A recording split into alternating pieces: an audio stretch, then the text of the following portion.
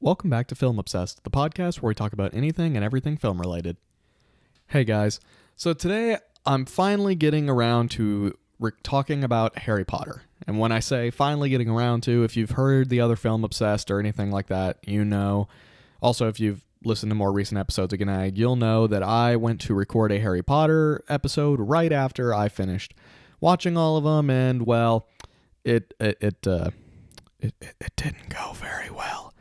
I recorded a half hour or 20-minute to half hour episode all about the different movies. I'm not talking about Fantastic Beasts, that's its own thing. But I talked about all 8 movies, including my ranking of where I would put them.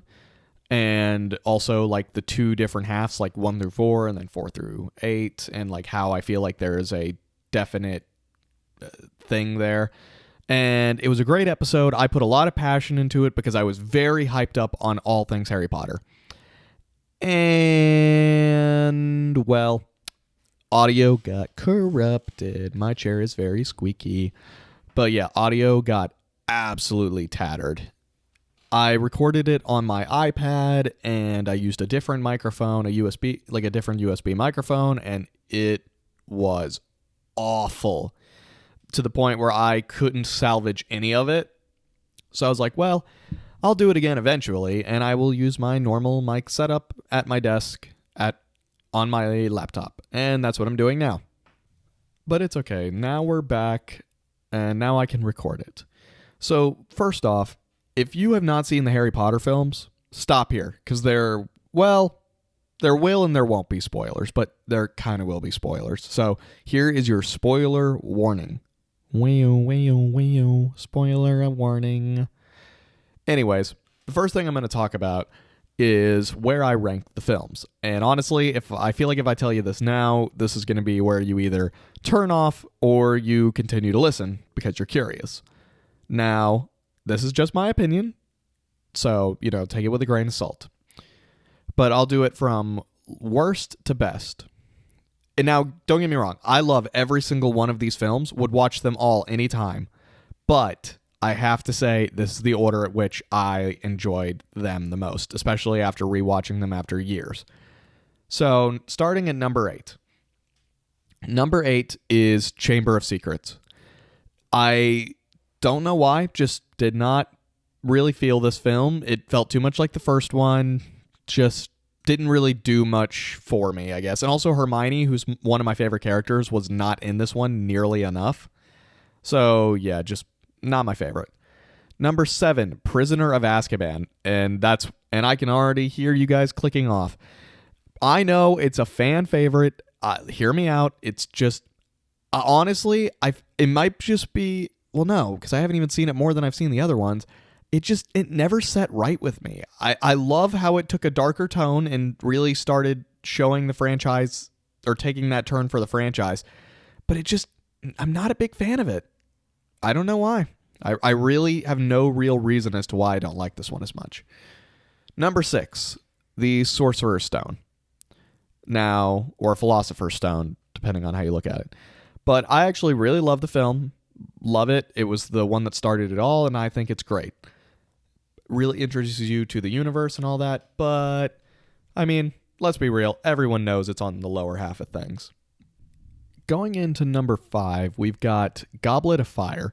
This really set off, what I like about this one is how it set off the next 4 movies, and it set off basically the storyline. It felt less episodic after this one, and I think that's why I like it. It took the dark turn with Voldemort, and it also how it just killed off a character you thought was going to be more important, like without hesitation, so rapidly as well. And I love that it's willing to take that risk. And I also like, the sportier side of things, like, competition, Hunger Games style or something. Not, in the, you know what I mean. Now, number 4, another interesting one, Deathly Hallows Part 2. I love the good final battle thing, but honestly, I think it should have a couple scenes. I kind of wish it spent more time with the other characters other than Harry.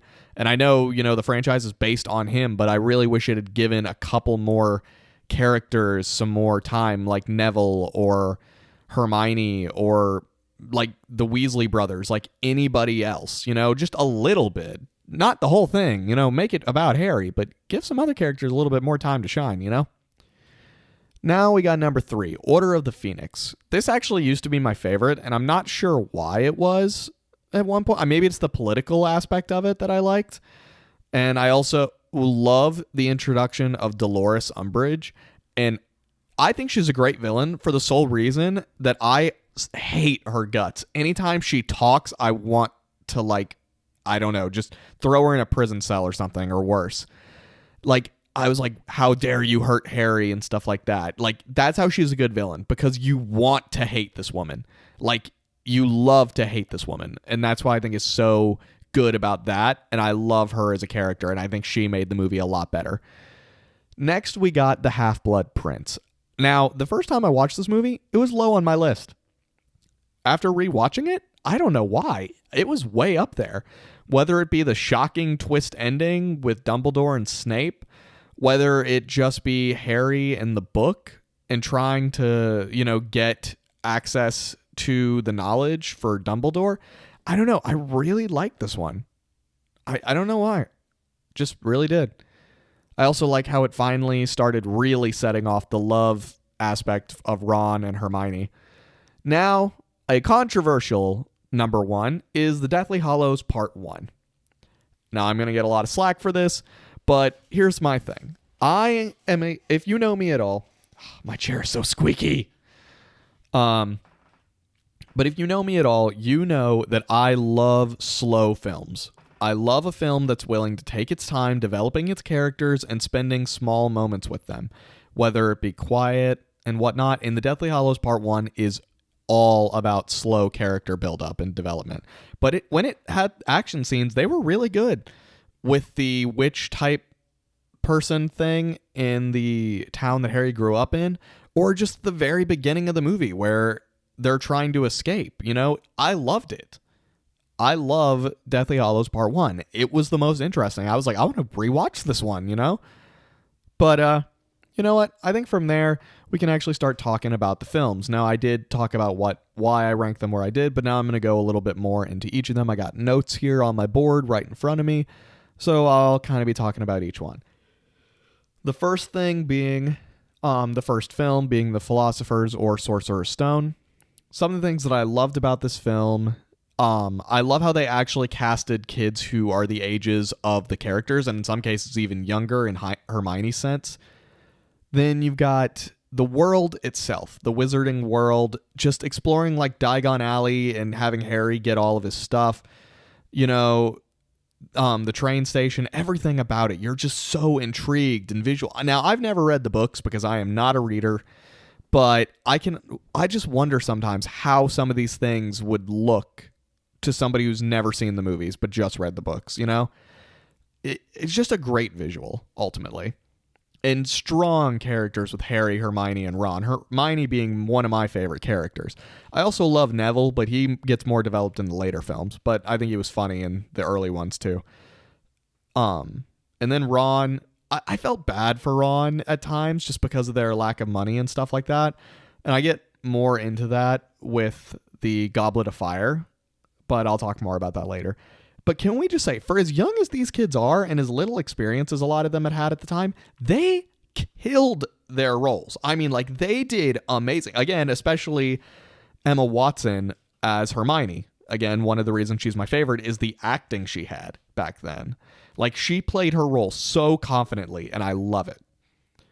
Getting on to Chamber of Secrets, like I said, not my favorite one, but it did go into a darker territory with the whole snake thing and with the whole poisoning, everything.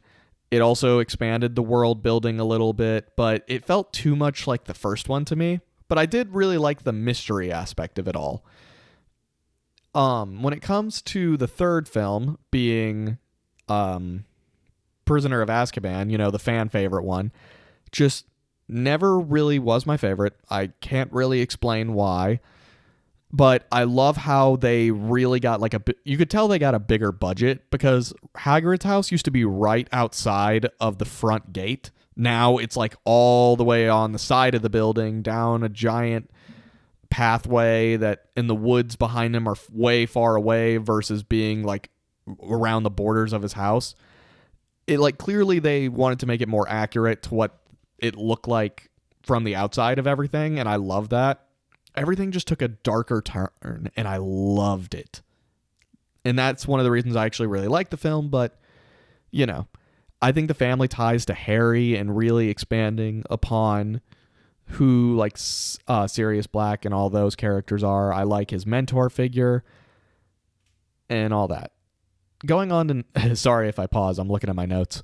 Looking at number 4, we've got the Goblet of Fire. And kind of what I was talking about, it really develops the characters a little bit more, and it also kind of teases Ron and Hermione a little bit, which I like. I also, like I was saying with Ron, I like how I really feel for him being poor when he gets sent the ugly dress robes things he had to wear to the dance. And I also like how Hermione is upset that Ron didn't ask him. I really like how you could see the blueprints of what they're trying to do there. The return of Voldemort at the very end, love that. And I love how they just killed off Robert Pattinson so quick. Like, they did not waste times. I think the games themselves were pretty fun. You know, the dragon, the swimming, and then the maze, which I think was my favorite one, just because, you know, it leads straight to that darker twist. But the ending, how Harry's just like, he gets his friend's body and he's holding him, and it's just such a sad moment. Everyone's cheering, and then everyone realizes what happens. And Robert Pattinson's dad, he sees him, and he is just losing it because it was his boy. That's my boy. It's a somber ending, but honestly, I love it. Now, number 5, we got Order of the Phoenix, the one that used to be my favorite. It is a very, compared to all the others, it's very political.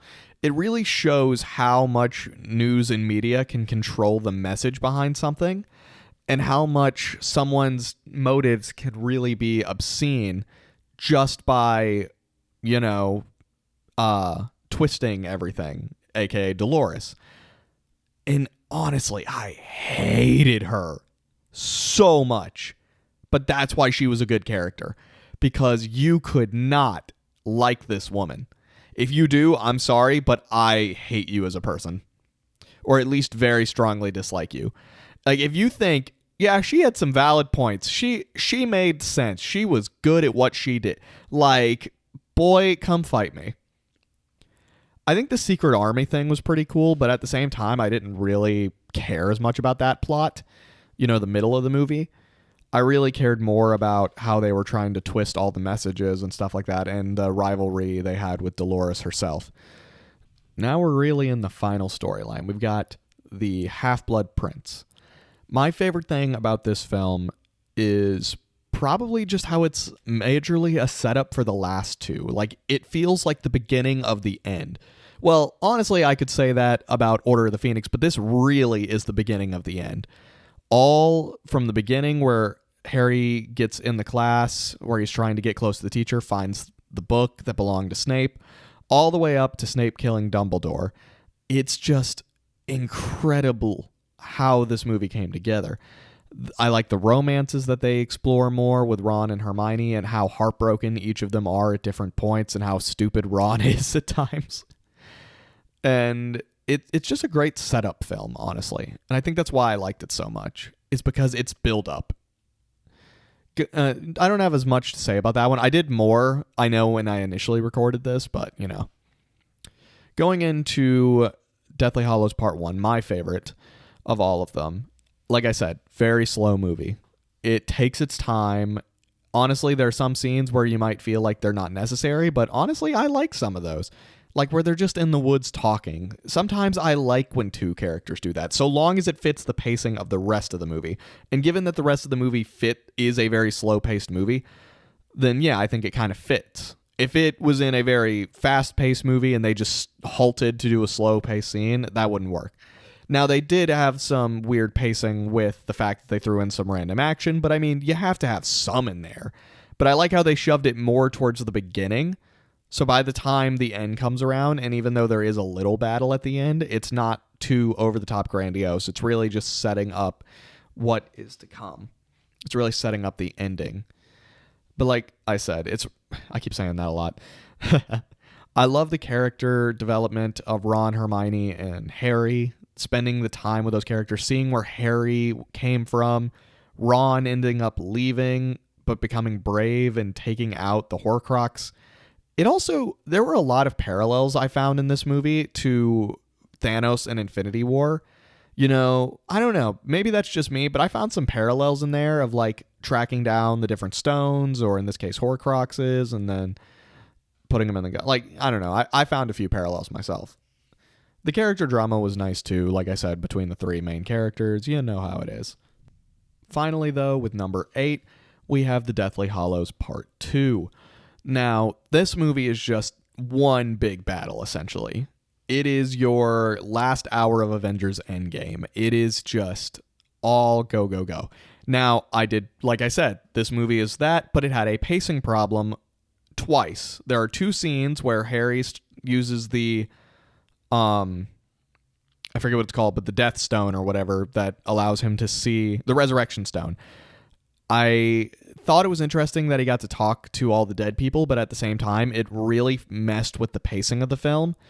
Same thing with him and Dumbledore talking. It didn't feel right in this film. And I also felt like the final battle was too short, but maybe that's just me.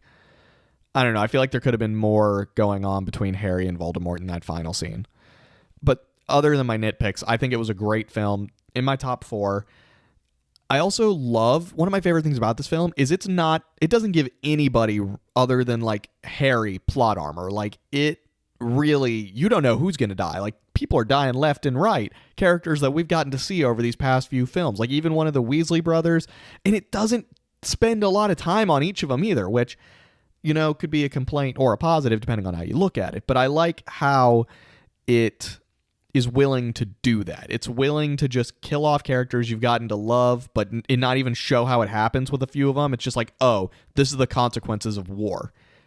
But like I said earlier, I think this movie should have spent a little bit more time with some of these side characters. Like, it gave Neville a couple moments, but ultimately it just, I don't know, I feel like there could have been more for it. Anyways, that's kind of my thoughts with all the Harry Potter films. I'll talk about the Fantastic Beast films, but that'll probably be later on. Maybe after the third one, like the Dumbledore, or whatever it's called. The Secrets of Dumbledore, I think is what it's called. Maybe after that one comes out, I'll look into it. But I doubt it. I really don't care for the first 2. They just, like, of the Fantastic Beast films, they just are very uninteresting. No real characters are intriguing other than, like, I can't remember his name, but it's like the human character, the Muggle, or the Nomad in this case, or Nomad in this case, the one who is just like the goofy sidekick. He's like the only character I care about, and I can't even remember his name, so that tells you how little I care about him. In terms of the books, never read them, can't say anything about them. The films, though, the thing I like most about these films is I saw them when I was younger. Or not even younger, like, I think it was 2017, so, but it was like at the very beginning of 2017. Because what ended up happening is I went to Alabama to stay with some friends, and they were like, hey, you need to watch Harry Potter. I was 18, by the way. I had just turned 18 a couple months prior. And they're like, hey, you need to watch Harry Potter with us. And I'm like, okay, sure. So we started in December of 2016, like very end of December, like just before New Year's. We're sitting there. They show me like the first 2. And I'm like, okay, yeah, this is pretty good. I can't believe I haven't seen. I was never allowed to watch it growing up, if you're wondering. That's why I never saw it. Well, then they showed me the 3rd one, then the 4th one. By the time we finished the 4th one, I had actually had to go back home. Well, it snowed in then. So I got snowed into Alabama for 4 more days, which is 4 days longer, which is double the time I had meant to be there. But you know what? I loved it. I love those friends. Shout out to them. They were awesome, and it was a great time. Well, at that point, I was like, guys, we got to watch the other 4 while I'm still here. And I was so over the moon that they were like, hey, you need to go to Universal someday and go to the Harry Potter world, to where in 2019, me and my buddy Caden who was living in Florida at the time for school, actually ended up going and spending time in the Harry Potter world. I bought myself a wand. We got frosted butterbeer, ate some mutton. Like, it was a phenomenal time. I was actually talking to some friends about how they were like, oh, well, the reason you like these movies so much is because you were a little kid when you saw them. I was like, that's actually not the case. I saw them as an adult, and I still love them. They're not as big of a fan because they grew up on it. But I know some people where these movies mean everything to them. Same thing for the books. In the same way that Star Wars means everything to some other people. Like, there are just some franchises that if you took it away from them or if they were never made, these people wouldn't be the same. Like, their movies have that ability. And I really wish that my original version of this had not been chopped up, because it was a lot more clear thought. I wasn't having to guess at the things I wrote on the board. I mean, I know what I wrote on the board, but I wasn't like pausing to look at it every 5 seconds to make sure I'm talking about what I wrote. I was very clear-minded in what I wanted to do and what I wanted to say. But ultimately, love the films, and I just think that a franchise that can make me as happy as this one did rewatching it. Like, I got in one of those moods where I didn't know what to do with myself when I finished. I was like, I'm all sad now. I want to spend more time with these characters, but I can't. Well, granted, conveniently, when I actually was watching them, at the very end, like the day after I finished, the Harry Potter 20th anniversary special appeared on HBO Max, so I immediately went and watched it, and I love all the behind the scenes of the characters, but I almost wanted to cry like when the franchise was over. I mean, yeah, there was Fantastic Beasts, but again, those weren't good. I just wanted to I almost wanted to rewatch all the films again, because I just wanted more time with all these characters. So yeah, like, and I'm actually getting really excited now talking about it. I'm like, oh man, I'm about to go watch all of these again, or at least the Deathly Hallow ones. But I got to stop myself before I get too invested again and then get all sad when I inevitably rewatch and get like finished. So yeah, guys, if you enjoyed this episode, head over to our social medias. Instagram is _the _Oblivious _Co. Go check us out on there. I don't know what our Twitter is right now, but I never use it anyway. So just go over to Instagram and let me know what you think of this episode. Have you seen the Harry Potter films? If so, what's your ranking, or what's your favorite? Which one's your least favorite? What do you think of my top 10? Just in general, like, let's just chat. You can also follow us on TikTok. I post there too. It's the same thing, the _Oblivious _Co. So yeah, guys, thanks for listening. Have a nice day.